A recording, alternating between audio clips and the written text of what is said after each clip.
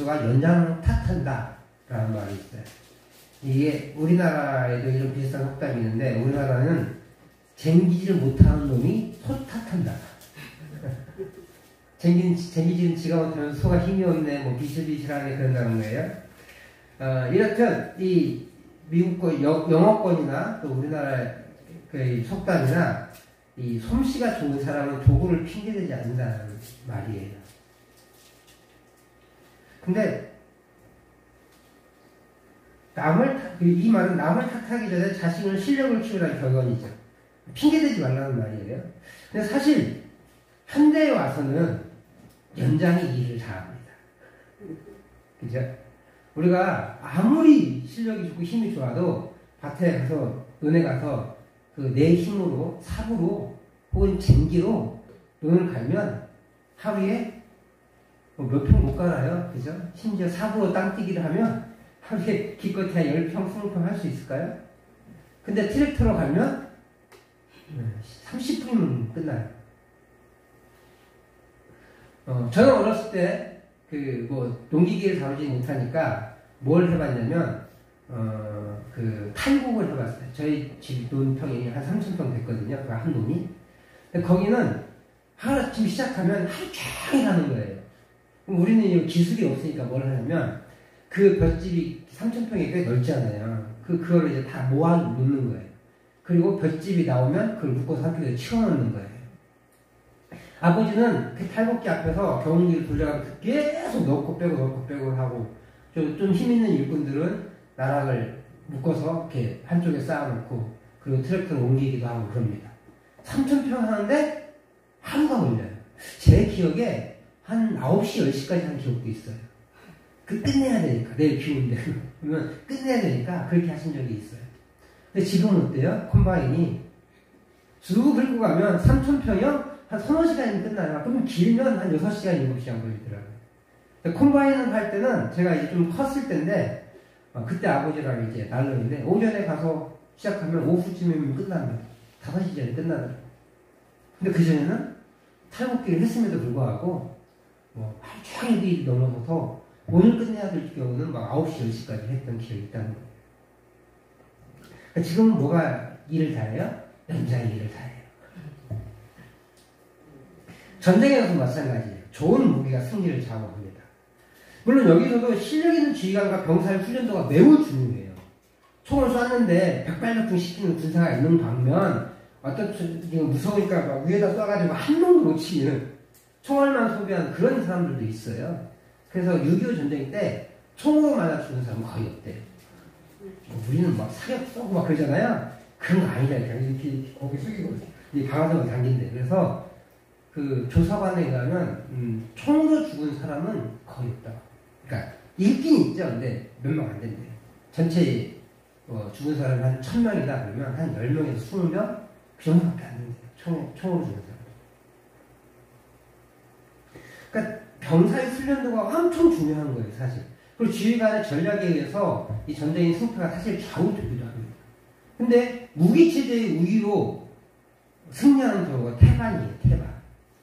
대표적으로 1967년도에 중동에 전쟁이 일어났는데, 3번에 걸친 전쟁이 일어났는데, 3번째 전쟁, 3차 중동 전쟁에 별명이 있어요. 6.1 전쟁이. 전쟁이 단 6일 만에 끝난 거예요. 물론 중동인 이스라엘이 특별히 이집트랑 전쟁을 했는데, 그 전쟁 때 이집트나 뭐 이런 것들이 무능했어요, 군사관들이. 근데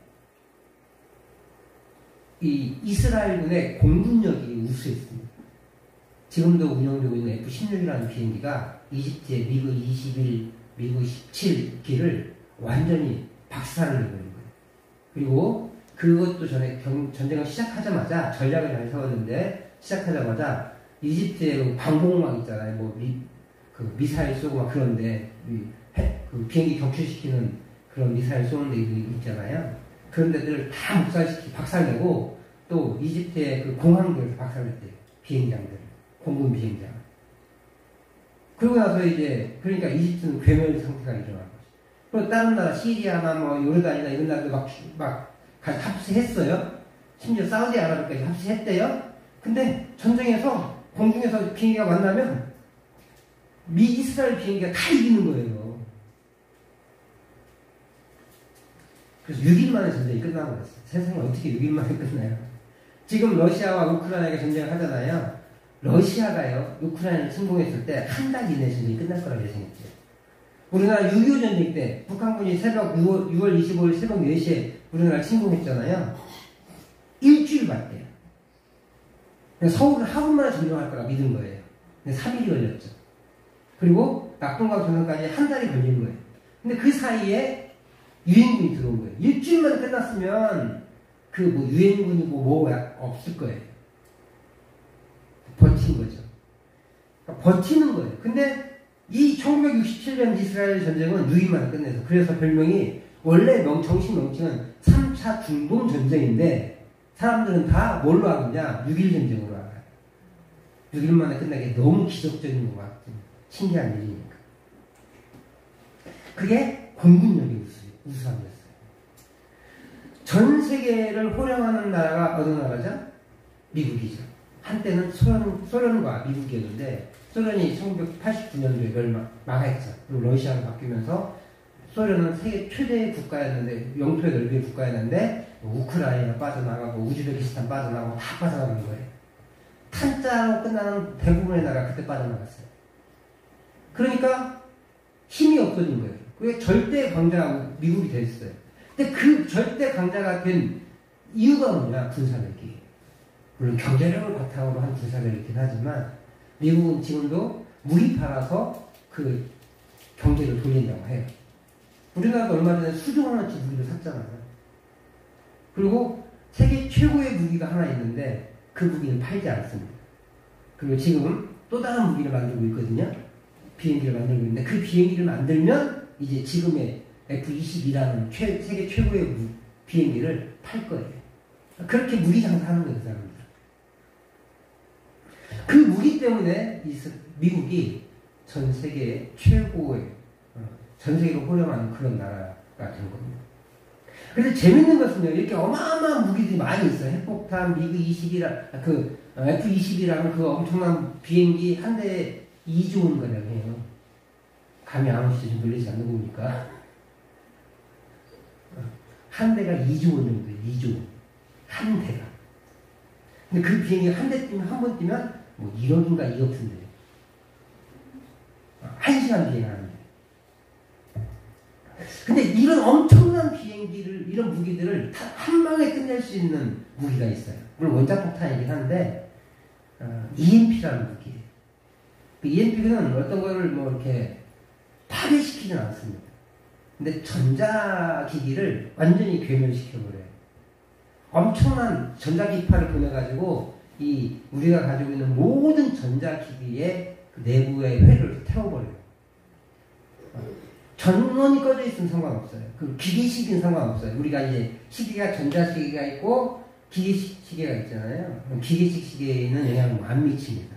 전자가 들어가 있지 않으니까. 근데 저 뒤에 있는 저 시계 있잖아요.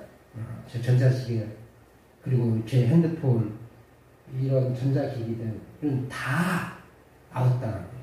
아마 쟤도 아웃당할 거예요. 뭘로 움직이니까? 배터리로 움직이니까 저 시계도 아웃당할 거예요. 옛날 태엽으로 돌아가는 시계, 그 시계만 사는 거예요. 다 한 방에 끝납니다. 물론 핵폭탄을 공중에 땅 터뜨리면 그 엄청난 그 감마파라는 게 퍼져가지고 여기에 있는 모든 전자기기를 멈추게 만드는 거예요. 근데 어쨌든 핵폭탄이 터져야 되잖아, 그러면. 그래서 그 핵폭탄이 터져야 되니까, 핵폭탄이 터진, 또 공중에 터졌으니까 낙지나 이런 걸로 인해서 피해를 입어요. 근데 요즘은 어떤 게 있냐면 비핵 EMP가 있어요. 그러니까 핵폭탄 터지지 않은 어떤 전자 코일로 만들어낸 전자판을 보내는 거예요. 그래서 핵폭탄처럼 그 유력이 세지는 않지만 계속 보낼 수 있으니까 공격하고 싶은 데다가 계속 그 전파를 보내서 상대방의 그 모든 군사 물품을 무력화시켜요. 비행기든 뭐 미사일이든 다 전자기기의 음식이거든요. 무력화시키는 겁니다. 그리고 이 전자폭탄의 한 가지 단점은 전원이 꺼져 있는 곳에는 아무런 피해를 입히지 못해요. 그러니까 상대방이 EMP 쏜다. 그랬으면 전자기를 다 꺼놔. 그러면 그리고 이제 그 EMP가 끝났으면 다시 켜서 전원을 쏴서 공격할 수는 있죠. 그리고 요즘은 이제 그에 대비해서 그 전자파를 막는 것도 기술이 발달하고 있다고 합니다. EMP도 완벽한 폭탄은 아니라는 거예요. 막을 수 있어요. 이제는 그 전파를 통하지 못하게 함으로써 막을 수도 있어요. 근데 오늘 성경은요, 바울 사도를 암살하려는 시도를 모욕하시는 하나님의 EMP 폭탄이 있어요. 근데 그 EMP 폭탄은, 지금의 EMP 폭탄은 막을 수 있는 방어 체계가 있어요. 그리고 전기를 꺼버리는데 순간 저는 딱 뽑으면 안 나와요. 피해를 안 입어요. 근데 이 하나님의 EMP 폭탄은 건들 수가 없어요. 근데 하나님의 그 EMP 폭탄이 누구냐? 무엇이냐? 바로 바울의 조카, 이름이 조카이고, 그리고 천부장 루시아예요. 오늘 성경에서는 생질이라고 했는데, 생질을 저도 그냥 조카라고만 이해했는데, 생질을 찾아보니까 여자 형제의 아들, 딸을 생질이라고 한다고 하더라고요. 그러니까 누나나 여동생의 아들이나 딸이에요. 그게 생질이에요. 아마 바울 사도가 예수님을 믿은 후에 부모와 연락을 안 한 것 같아요. 잘은 모르지만. 그럼에도 불구하고 예루살렘에 사는, 바울도 예루살렘에 살았잖아요. 다소 출신이지만 예루살렘에서 거기서 자라고 공부를 했어요. 한마디로 말하면 서울 유학한 거예요. 바울은 쫙 먼 타양에서 살았는데 중국 교포인 것 같아요. 우리나라 말로 따지면. 서울로 와가지고 유학 온 겁니다. 뭘 배우기 위해서? 유대학을 배우기 위해서. 요즘 말로 표현하면, 우리나라로 얘기하면 중국 교포가 서울 성균관대학교 들어와가지고 유학을 배우는 거예요. 그런 시스템인 거예요. 근데 아마도 누나들도 혹은 누이들도 이 예루살렘에 살았는지 이 생질 조카가 여기에 살았어요. 혹은 바울처럼 유학을 왔을지도 모르죠. 아니, 나중에 얘기하겠지만 이 바울의 조카가 성인은 아니었을 확률이 좀 있는 것 같아요. 좀 이따 얘기할게요. 어쩌면 이 조카는 바울 사도처럼 예수를 믿지 않은 것 같아요. 유대인의 무리에 속했으며, 이 사람이, 유대인들은 바울의 조카가 바울 조카인지 몰랐을지도 몰라요. 연락을 안 주고 받았을 테니까. 근데 어떤 경위로 이 바울의 조카가 예수님을, 바울을 죽이려고 하는지를 들었는지는 알 수 없어. 잘 안 나와. 혹시라도 이렇게 유대인의 무리에 있었다면 어쩌면 유대의 지도자들의 사이에 신부름을 했다든지 이랬을 수도 있을 것 같아요. 이 사람이 성인이 아니었기 때문에 공회의원도 아니었을 것이고 그랬을 거란 말이에요. 근데 어떻게 했는지 알 수 없는데 이 젊은 청년이 혹은 어린 미성년자가 이 소식을 들은 거예요. 그래서 외삼촌인 바울에게로 가서 40인 결사대의 조직을 알려주고 그들의 계략도 밝혀주므로 바울 사도가 이것을 대비할 수 있도록 합니다. 바울 사도는 이 소식을 듣고 백부장을 불러요. 그리고 자신이 직접 변하지 않고 이 청년을 자기 조카라고도 소개하지 않아요. 단지 이 아이가 천부장에게 할 말이 있다고 하니 좀 안내해줘라 이렇게 말하죠. 이 백부장도 네가 뭔데 이럴 수 있는데 천부장이 깍지기 대하니까 어쩔 수 없이 이제 천부장에게 데리고 가서 이 아이가 죄수 바울이라는 말을 쓴 거 보니까 이 백부장은 바울 사도를 좋아하진 않았던 것 같아요. 죄수 바울이 이 사람을 데려다 주라고 합니다. 뭔가 할 말이 있다고 합니다. 근데 신기하게요, 천부장 있잖아요. 이 젊은 유대인은 아마도 청소년이었을 확률이 높은데 그 아이를 데려가서 경청합니다. 그것도 신기해요. 어떻게 그런 일이 일어났을까? 첫째로 하나님은요, 알려지지 않은 이 바울 사도의 조카를 사용하세요. 아마도 이 조카는 아까도 얘기했지만 바울 사도가 우리 삼촌을 누가 죽이려고 하나 뭐 찾아다니진 않았을 거예요. 어린 꼬맹이가 뭘 알았겠어요. 그런 그가 자신의 외삼촌의 살해 음모를 파악하게 된 것은 아마도 자신이 바울의 생질이라는 걸 밝히지 않았기 때문에. 이런 말은 교류가 없었다는 뜻이에요. 우리도 그렇잖아요. 누가 음모를 꾸미는데, 야, 저 사람이 제가 누구랑 연결되어 있어. 그럼 그 앞에서 말 조심하잖아요. 이 아이가 바울 사도랑 연결되어 있는 것이라면, 연결되어 알았다면, 말하지 않았을 거예요. 그런 말을 함부로. 근데, 꼬맹이니까 무시하기도 했을 것이고, 또 바울 사도와 연결되어 있다는 걸 모르기 때문에. 그러니까 다른 말로 표현하면요, 바울 사도와 그 가족들이 연이 끊어진 걸 얘기하는 거예요. 바울 사도가 계속 돌아다녔으니까 예수 믿는다고 그 좋은 서울대 법대를 버리고 간 거니까. 저희 시골에 목사님이, 저가 대학 들어갈 때 목사님이 새로 오셨는데, 부모님하고 의제를 했어요. 이의인 즉슨 아들이 공부 잘하니까 서울대학을 갈 줄 알았어요. 근데 이놈 자식이 총신대학이라는 이상한 대학을 가네. 아버지가 쫓아버렸어요. 끝내는 그렇게 결국은 그 하나님의 사명을 버리지 못하고 총신대학을 가고 신학대학으로 가서 목회를 하시다가 그 경상도 분인데 결국은 경상도 지역에서 목회하지 못하시고 좀 나이가 있으신 상태에서 전라도 지역까지 오셔서 사역을 하시다가 은퇴를 하셨어요. 아마도 바울 사도 이렇지 않았을까요? 그러니까 예루살렘에 같이 사는데 누나네 집도 한 번도 못 가고 그런 상태였을지도 모르겠어요. 어쨌든 추측이긴 하지만요, 바울 사도의 이 조카는 생질은 유대인으로 활동하던 중에 우연히 그들의 음모를 들은 거예요. 아마도 어디선가 공부를 하고 있었을지도 모르죠. 그 음모를 듣고 그래도 외삼촌의 생명과 관련되어 있기에 적극적으로 반응한 거죠. 이 미성년자가. 우연을 가져가 하나님의 일하심을 우리가 볼 수 있는 거예요. 그가 정보망을 활용해서 찾아다녀 그 음모를 빼는 것이 아니라 자연스럽게 활동하면서 그들의 음모를 알게 하신 하나님의 섭리를 통해 알게 되었다는 거예요. 추측이긴 하지만 그럴 수밖에 없어요.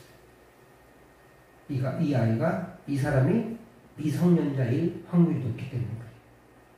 하나님은 이렇게 알려지지 않지만 바울의 생지를 통하여 하나님의 사람을 살리시는 장면을 보게 돼요. 둘째로 천부장이 이 생면부지의 어린 아이의 말을 들었고 그 말을 그렇게 쉽게 받아들일 수 있고 진지하게 들었고 그것을 믿었다는 거예요. 어떻게 가능했을까? 아마도 이런 추측을 할 수 있죠. 천부장은 지금 바울 사도한테 좀 실수를 했잖아요. 로마인이라는 걸 확인도 안 해보고 야, 저 때려 그래가지고 폭력을 가하려고 했었잖아요. 그리고 또 자신보다 신분이 높은 거예요. 자신 돈 주고 샀는데 이 사람은 나면서부터 로마인이었으니까 자신보다 신분이 높은 사람이에요. 그래서 이제부터는 실수하지 않아야 되는 그런 마음을 갖고 있었기에 아마 또 좀 더 예민하게 반응한 것 같아요. 일단 백부장의 보고는 죄인 바울이 아는 사람인 것은 분명하고 중요한 기밀을 알려주겠다는 인상을 가졌기에 그의 말을 듣고자 했어요. 앞서 얘기했던 것처럼 이 조카는 성인이 아니었을 거예요. 그러니까 성인이 아니면 더더군다나 무시했을 거예요. 이 당시의 사회관념은 성인 남자가 아닌 어린아이나 여자들은 재산으로 취급했어요. 사람 취급 안 했어요. 그런데 그 미성년인 청소년으로 보이는 이 아이가 자기한테 할 말이 있다고 했을 때 잘 안 들었을 거예요. 그럼 왜 어떻게 할 수 있느냐? 그 사람을 대한 태도예요. 천부장은 이 조카가 만나자고 하자 손을 잡습니다.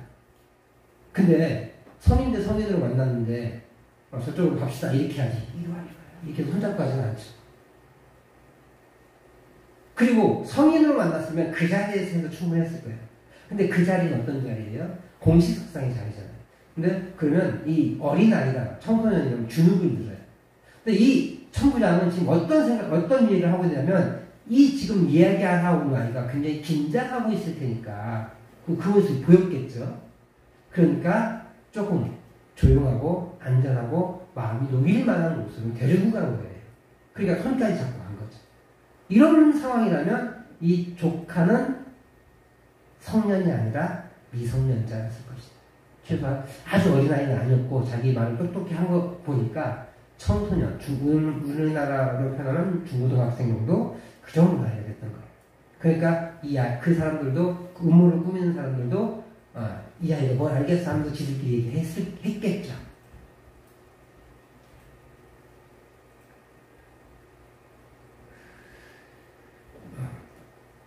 다시 말하지만 이 어린 소년의 말을 듣겠다고 기대하고 그 말을 듣자마자 그것을 실행에 옮기는 천부장의 행동은 정상적이지 않아요.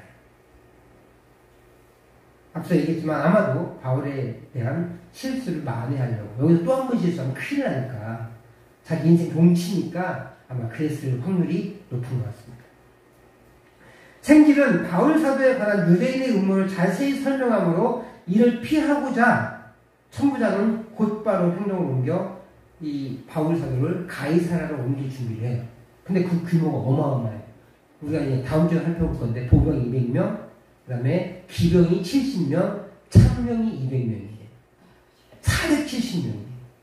근데 이 당시에 기병은 요즘 말로 표현해 볼게요. 전차 70대, 탱크 70대를 동원한 거예요. 우리 가끔 전주 앞에 교도소가 있잖아요. 거기 이제 아마 호송차가 하나 있어요. 근데 호송차랑 버스 한 대 지나가고요. 앞서 좀 중요한 인물이면 앞에 호송차랑 앞뒤에 이렇게 사이카가 움직이긴 합니다. 근데 죄인 한 명 호송하는데 전차 70대를 동원했어요. 탱크 70대를 동원했다. 그리고 그 탱크 옆에 보병과 창병이 그 당시 로마에서 가장 훈련 잘 받은 그 군대가 400명이 움직인 거예요. 어마어마한 거예요. 사람 한 명 옮기려고.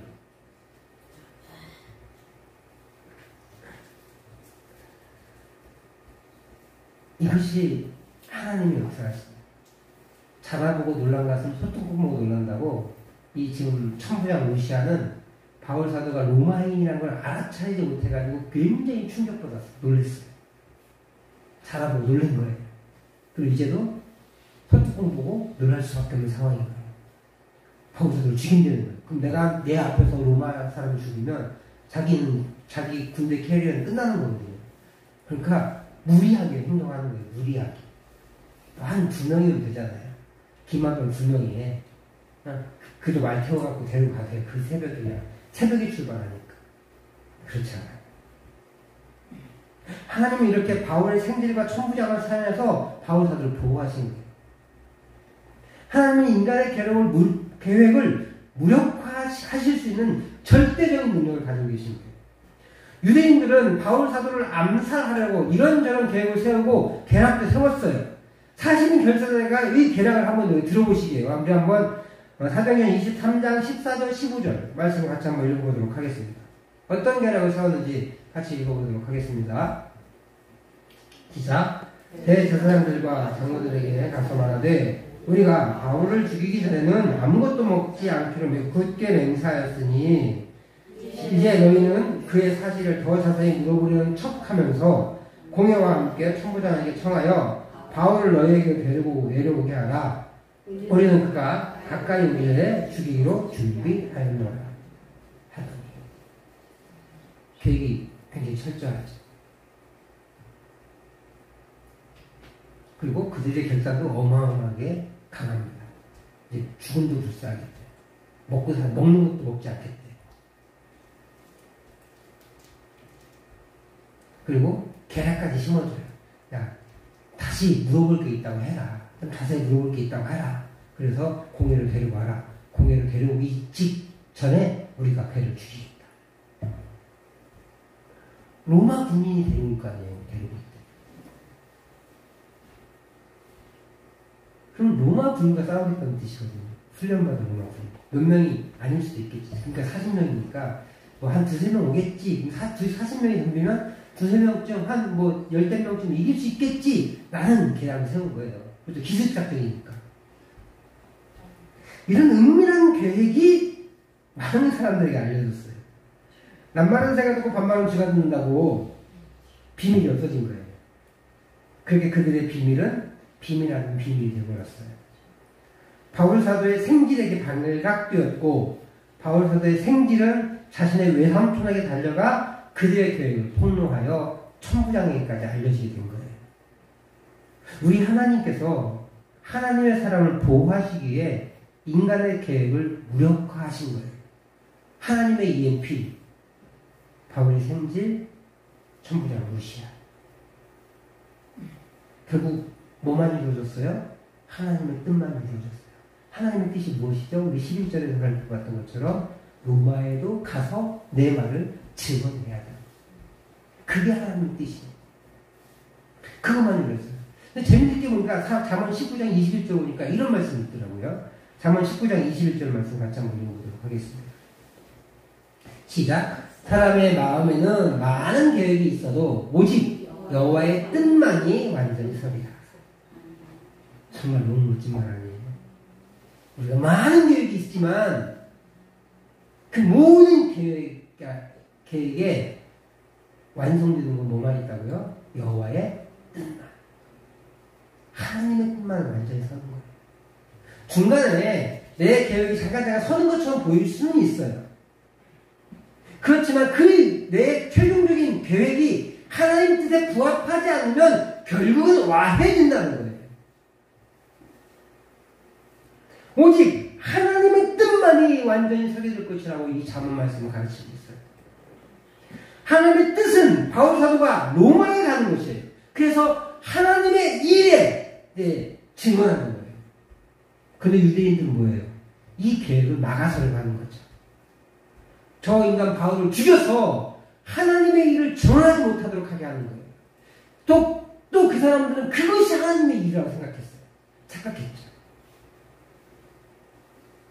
그렇게 하나님의 일을 막아서는 유대인들의 계획을 하나님은 하나님의 생질과 천부장 루시아라는 EMP 폭탄을 사용해서 무력화시켜버렸어요.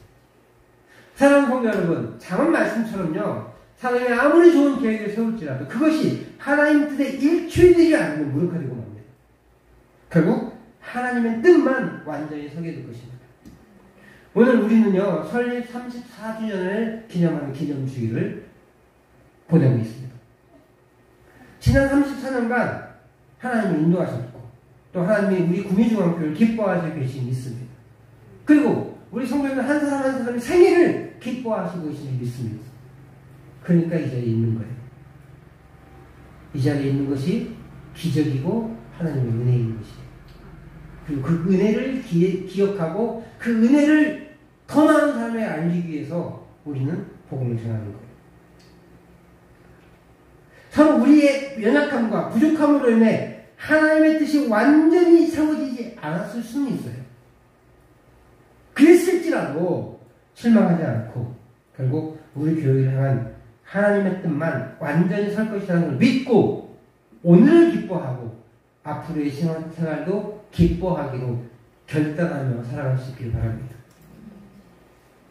우여곡절은 있을 수 있어요. 근데 하나님은 그 우여곡절을 내가 믿기 때문에 내가 잘못했기 때문에 주는 것이 아니라 그 우여곡절 속에서 결단하며 다시 한번 세워져 나가고 성장하는 그런 도구를 삼기 위해서 우리에게 우여곡절을 주시는 거예요. 하나님께서는 들어가시지는 않았지만 지난 34년을 지키고 보호하셨고 우리 성도님들 한 사람 한 사람들의 생애 동안 지키시고 보호하셨습니다. 모든 사탄의 계략을 무력화하시며 우리 교회를 지키시고 우리 성도님들의 신앙을 지키셨습니다. 근데 왜 지키셔야 했을까요? 왜 우리 교회를 지키셔야 했고 우리 성도님들의 생애를 지키셔야만 했을까요? 사명이 있기 때문에. 바울사도가 지킨 이유가 뭐예요? 바울사도가 지금 살아있어야 하는 이유가 뭐예요? 하나님께서 뭐라고 약속하셨죠? 로마에 가서 나의 증인이 되어야 할 것이다 라고 약속하셨잖아요.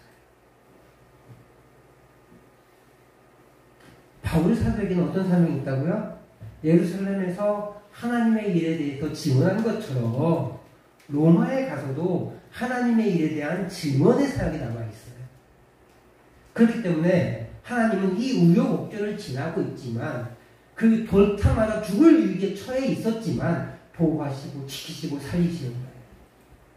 바울사도에게 위기가 없었어요? 아니요. 지금 죽을 위기에 처해 있잖아요. 지금도 죽이겠다고 40명이나 결단하고 있잖아요. 어제 돌에 맞았어요. 어제 낮에 돌에 맞았다고요.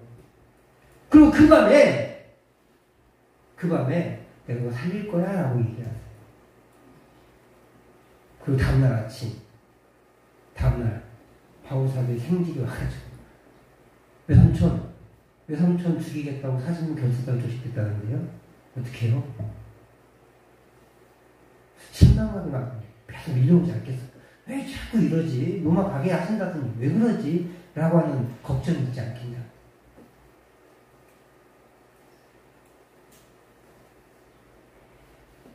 로마에 가서 하나님의 일을 증언해야 하기 때문에 그를 살리셨던 거죠. 오늘 우리 구민중앙교회가 그렇게 하나님의 사명을 가지고 있을 때 우리를 지키시고 보호하시고 사단의 모든 계략을 무력하실 것입니다. 오늘 우리가 이 연료하시고 숫자가 별로 안 되지만 하나님의 사명 없이 나만 천국 가면 돼라고 하시면 하나님이 교회를 폐쇄하실 거예요. 그리고 제가 은퇴하실 때쯤 교회가 문을 닫겠죠. 그러나 저와 여러분들이 하나님의 사명에 붙잡혀서 어떻게 해서든지 한 영혼이라도 이 자리에 앉혀놓기 위해서 애를 쓰고 기도하고 눈물을 뿌린다면 하나님이 이 교회를 결코 좌시하지 않으세요. 저는 저를 보면서 하나님이 이 교회를 사랑하신다. 우리 구민중앙교회를 사랑하신다. 하나님이 나의 삶을 기뻐하신다고 확신해요.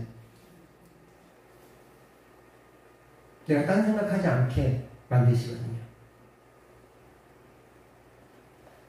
나한테 돈 벌 궁리를 찾게 하지 않으세요. 나한테 먹고 살 길을 찾아 헤매려고 하게 하지 않으세요. 왜요? 만족하니까요. 제가 나가서 일하지 않습니다. 일하면 돈 벌 수 있을 것 같아요. 아직 쓸만하더라고요. 그럼 뭐가 약해지겠어요? 제가 말씀 준비하는 게 약해지고 제가 전도하는 게 약해지지 않겠어요? 근데 하나님께서 그 일을 하지 않게 또 잘 쉬면서 또 나랑 교제하면서 또 내 성경, 내 말씀, 성경책 잘 연구하면서 또 전도하면서 성도들과 교제하면서 그렇게 목사님들하고 또 이렇게 말씀을 같이 나누면서 그렇게 이 교회를 지켜나갔으면 좋겠다라고 하시는 것 같아요.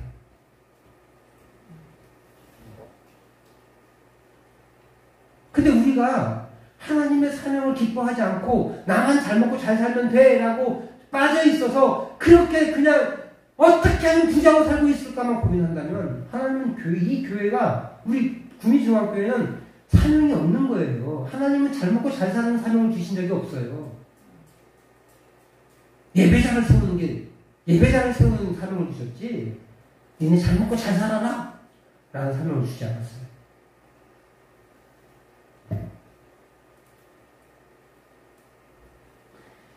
만약에 우리가 그 사명을 놓쳐버린다면 이 교회는 제가 은퇴가 17년 남았으니까 만으로는 19년 남았으니까 19년 후에 문 닫겠죠.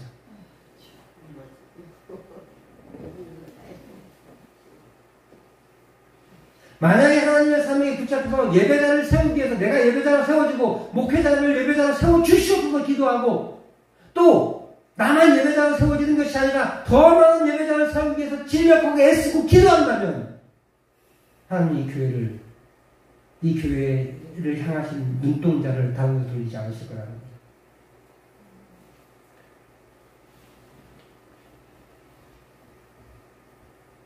먼저는 제가 하나님을 예배하는 예배자를 세워줘야 돼요. 그것을 위해 기도해 주십시오. 제가 예배자가 돼야 예배자를 인도할 거 아니에요. 예수님 그러셨죠. 맹인이 맹인을 인도하면 빠질 수 없겠다. 제가 예배자가 돼야 저를 위해 기도해 주십시오. 두 번째로 우리 성도님들이 예배자가 돼야 돼요. 하나님, 내가 이 예배당에 나와서 하나님을 예배하게 하시고 내 삶에서 하나님을 예배하는 예배자가 되게 해주시옵소서. 삶의 현장에서 예배자가 되게 해주시옵소서. 꼭 성경치 부라는 거 아니에요. 일하지 않고 성경치 부라는 말 아니라 삶의 한순간 한순간을 하나님과 동행하는 애를 쓰자는 거예요. 애를. 더 나아가 아직 하나님을 예배하지 못하는 그 사람들에게 복음을 전하여 예배자를 세우는 거예요. 그것이 이 산골 구미중앙교회의 사명이에요. 내가 예배자가 되어지고 예배자를 세워놓고 그 사명을 기억하며 우리가 그렇게 이어져 나간다면 내년 35주년 넘어서 50주년, 100주년 기념예배를 우리가 드릴 수 있습니다. 그게 뭐 화려하고 초려하고 중요하지 않아요. 현수막 하나 안 붙어있는 뭐 50주년, 40년 기념예배 뭐 이렇게 달갑다고요. 그러나 하나님은 그렇지 않아요. 우리의 상황을, 우리의 교회를 기뻐하시는 것이 분명해요. 제가 저를 띄우는 게 아니라 제가 저를 돌아보니까 하나님이 사역에만 집중할 수 있는 모든 환경들을 만들어 주시는 것 같아요. 그럼 충분하지 않아요?